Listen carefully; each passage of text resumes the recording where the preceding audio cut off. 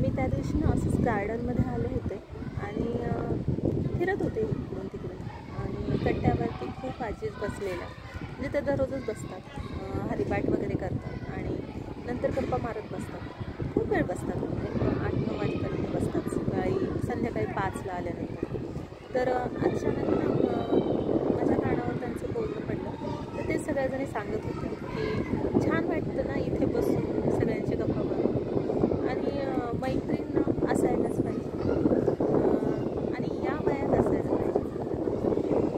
तरुणपणी सगळं कामामध्ये व्यस्त असतं सगळीकडे, पण म्हातारपणी वृद्धापच्या काळात मुलं वगैरे सगळे त्यांच्या कामामध्ये खूप व्यस्त होतात. नातवंड लहान असतात तोपर्यंत सांभाळणं वगैरे होतं, पण नंतर त्यांच्या शाळा वगैरे चालू झाल्यावर ते पण त्यांच्या ह्याच्यामध्ये व्यस्त होतात.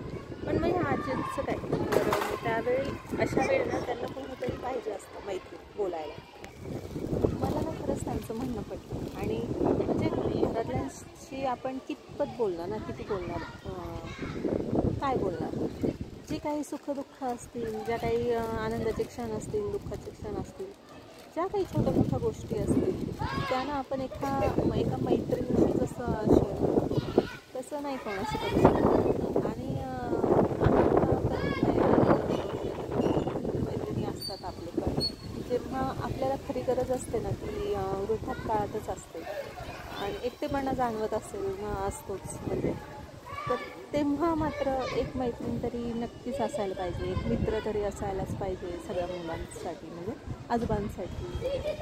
ते तरी फिरतात वगैरे, पण आजींचं खूप अवघड असतं थोडं, कारण त्यांचं बाहेर जाणं येणं थोडं कमी होत जातं आणि मग घराच्या बाहेर पण पडणं शक्य होत नाही. मग त्यावेळी असं कोणीच नसतं, त्याच्यामुळे एक मैत्रीण तरी नक्की असावी.